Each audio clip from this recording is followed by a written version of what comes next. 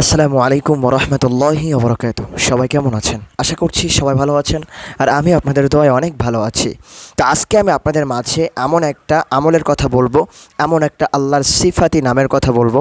এই নামের আমলটা যদি আপনি করতে পারেন, আল্লাহ পাক রব্বুল আলামিন আপনার ফ্যামিলিতে যত প্রকার অভাব আছে, অভাব অনটন সব কিছু আল্লাহ পাক রব্বুল আলামিন দূর করে দিবে। শুধু তাই নয়, আপনার জিন্দেগির সমস্ত গুনাহ আল্লাহ মাফ করে দিবে। আল্লাহ পাক রব্বুল আলামিন বলেছেন, ওয়ালিল্লাহিল আসমাউল হুসনা, আমার গুণবাচক কিছু নাম আছে। এই নাম এই নাম যদি তোমরা পড়তে পারো, এই নাম ধরে যদি আমাকে ডাকতে পারো, আমি আল্লাহ পাক রব্বুল আলামিন আমার সমস্ত রহমত, সমস্ত কিছু, সব কিছু তোমাদেরকে দিয়ে দেব। সুবহানাল্লাহি ওয়া বিহামদি। দেখেন, আল্লাহ পাকের ক্ষমতার কিন্তু কোনো অভাব নাই। আছে বলেন? হ্যাঁ।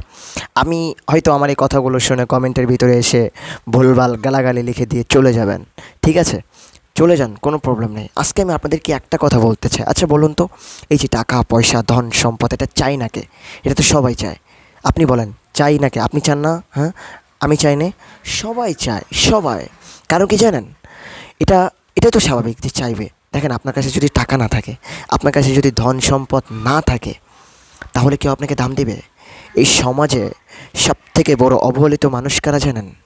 যাদের টাকা পয়সা নাই, যাদের অভাব। আর যারা বড়লোক, যাদের টাকা আছে, যাদের যাদের সব কিছু আছে, তাদের কত সম্মান দেখেছেন? হ্যাঁ, বসে, স্যার আপনি আসছেন, চেয়ারটা ছেড়ে দেয়। কিন্তু একটা ভ্যানালা যাক, কিন্তু একটা ভিক্ষুক যাক, তাকে দেখে কখনো চেয়ার থেকে উঠে যাবে? যাবে না ভাই। এই জন্য টাকা পয়সা চায় না এমন কেউ নাই। তো আজকে আমি আপনাদেরকে এমন একটা আমলের কথা বলবো। এই আমলটা করবেন, আল্লাহর কাছে চাইবেন, আল্লাহ পাক রব্বুল আলামিন এই নামের ওসিলায় করে আপনার সমস্ত অভাব অনটন দূর করে দেবে।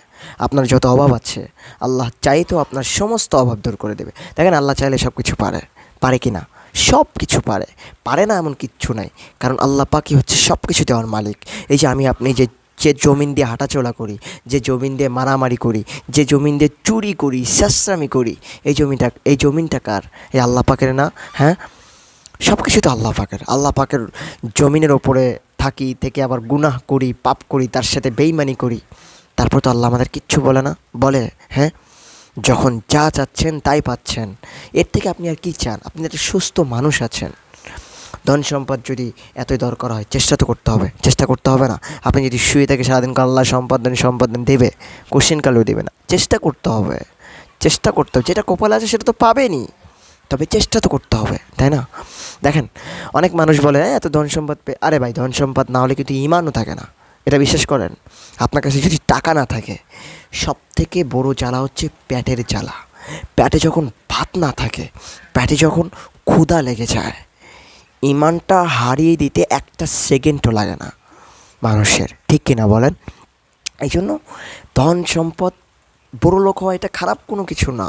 খারাপ কেন? সাহাবীদের কি ধন সম্পদ ছিল না? হ্যাঁ, ধন সম্পদ কি এদের কি ছিল না? এটা ধন সম্পদ কি বানায় নাই? হ্যাঁ, নবীদের কি ধন সম্পদ ছিল না? সবাই ছিল। কারণ এরা চেয়েছিল কার কাছে? আল্লাহর কাছে। এই জন্য আল্লাহর কাছে চাইতে হবে। কিন্তু আপনি আমি তো আল্লাহর কাছে চাই না, আমরা মানুষের কাছে চাই, মানুষের গোলামি করি, যে ভাই আমার সম্পদ নাই, সম্পদ দাও। নো। তো যাই হোক, অনেক কথা বলে ফেললাম। আজকে বেশি কথা বলবো না, যেহেতু বাসায় বাইরে বৃষ্টি হচ্ছে, এই জন্য বেশি কোনো কথা বলবো না। আজকে ছোট্ট একটা আমলের কথা বলবো। এই আমলটা করবেন আর আল্লাহর কাছে চাইবেন, আল্লাহ আপনার ফ্যামিলিতে যত অভাব আছে সমস্ত অভাব দূর করে দেবে। আপনাকে বাড়ি গাড়ির মালিক করে দেবে। কারণ আল্লাহ চাইলে সব কিছু পারে। আল্লাহ যদি না চায়, আপনি হাজার চেষ্টা করেও পারবেন না। আল্লাহ যদি চায়, অল্প কিছুতে আপনি পেরে যাবেন। কারণ আপনার কপালে যেটা আছে সেটা তো অবশ্যই পাবেন। পাবেন কিনা বলেন? তো যাই হোক, চলুন এই আমলটা শুনে আসি। আল্লাহর ছোট্ট একটা সিপাতি নাম আছে।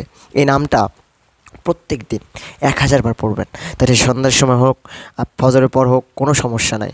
তো এই নামটা হচ্ছে আল মুগনি। আল মুগনি, এইটুক 1000 পড়বেন। তবে এই আমলটা করার আগে অবশ্যই দুরূদ শরীফ পড়ে নেবেন। এই দুরূদটা পড়বেন, আল্লাহুম্মা সাল্লি আলা মুহাম্মাদ ওয়া আলা আলি মুহাম্মাদ কামা সাল্লাইতা আলা ইব্রাহিম ওয়া আলা আলি ইব্রাহিম ইন্নাকা হামিদুম মাজিদ। আল্লাহুম্মা বারিক আলা মুহাম্মাদ ওয়া আলা আলি মুহাম্মাদ কামা বারাকতা আলা ইব্রাহিম ওয়া আলা আলি ইব্রাহিম ইন্নাকা হামিদুম মাজিদ। তারপর আপনি আল মুগনি এরকম এরকমভাবে 1000 বার পড়বেন, তারপর আবার দুরূদ শরীফ পড়বেন। এই আমলটা করতে গেলে শর্ত 5 ওয়াক্ত নামাজ পড়া লাগবে, হালাল খাবার খাওয়া লাগবে, তারপর আল্লাহর প্রতি পরিপূর্ণ বিশ্বাসের সহিত এই আমলটা করতে হবে। পারবেন না ইনশাল্লাহ? আল্লাহ পাক রব্বুল আলামিন আমাদের সবাইকে এর ওপর আমলটা করার তৌফিক দান করুক। সবাই ভালো থাকবেন, সুস্থ থাকবেন। আজকের ভিডিওটা এই পর্যন্ত। আমি এখনই আপনাদের মাঝ থেকে বিদায় নিচ্ছি। আসসালামু আলাইকুম রহমতুল্লাহি আবরাকাতুহু।